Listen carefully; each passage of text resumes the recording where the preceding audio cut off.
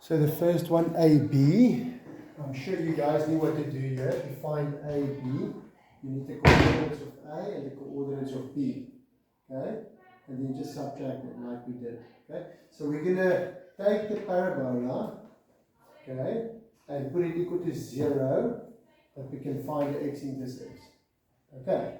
So take the parabola, negative x squared plus 4, put it equal to 0. This is for number 1. And then you solve x. So you can change the signs, make it x squared minus 4 equal to 0, and then use the difference of squares. Okay, remember I told you with the parabola in grade 10, you always have to use the difference of squares. You will see every time you're going to use the difference of squares. So first step, put it equal to 0, change the signs. If it's negative x squared, just change the signs, use the difference of squares, and then x will be equal to 2 or x will be equal to negative 2, and therefore AB will be the bigger x value 2 minus the smaller x value negative 2 to find the distance. So we're going to say 2 minus negative 2, and that will give you 4 units. Okay, so that was determining AB. You're supposed to get 4 units there for AB. Okay, so that's kind of how I would mark it, okay?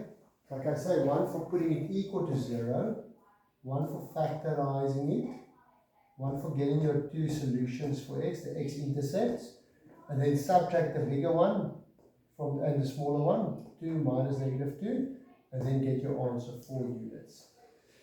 Okay, that was number 1. Okay, so for number 2, we said determine CD. Now remember, a horizontal distance is always the bigger x value minus the smaller x value, a horizontal distance. A vertical distance is the bigger y value minus the smaller y value. So to determine CD, you must find the bigger y value minus the smaller y value. Okay? And if you look at the graphs, the 1 must be at 4, the one y-intercept must be at 4 for the parabola, and the other one for the straight line at 2. So you just read it off from your equations, your graphs, 4 and 2 from your y-intercepts. So to find the distance of CD, okay, let's just make some space here. To find the distance of CD, I'm going to take the higher y value, 4, minus the lower y value, 2. So I'm going to say for number 2, CD is equal to 4 minus 2, and that gives you 2 units. Okay, you saw that you had to use 4 for your y-intercept there, 2 for your y-intercept there, and then you subtracted them, and you got your answer 2 units for CD. So now the next one is a bit more work, determining the coordinates of E. So now it's the intersection. Now remember, for an intersection of two graphs, if we want E, we need to put the straight line equal to the parabola. And then we need to solve it. Okay? So we're going to take the straight line and we're going to put it equal. Negative x plus 2 equal to negative x squared plus 4. This is now for number 3. So when you take it over, you get x squared minus x, 2 minus 4 will be negative 2. So then you get x minus 2, x plus 1 equal to 0, which means x must be equal to 2, or x must be equal to negative 1. So that's the first part, okay? Put it equal to each other and solve x. You get 2 and negative 1. So think about it. 2 has to be the intersection here at B. 2 is the intersection at B, which means negative 1 is the intersection there. Okay? So if you want the coordinate of E, and you've got the x value of E, negative 1, you put an x value into any one of the two equations to find the y value. When you put negative 1 in, you get your output value y, and you can put it into the straight line or into the parabola because they connect, they intersect there. So you can decide.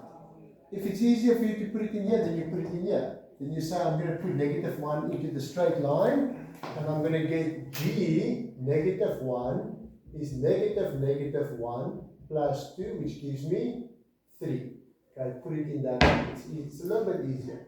Therefore, my coordinate E has an x value of negative 1 and a y value of 3.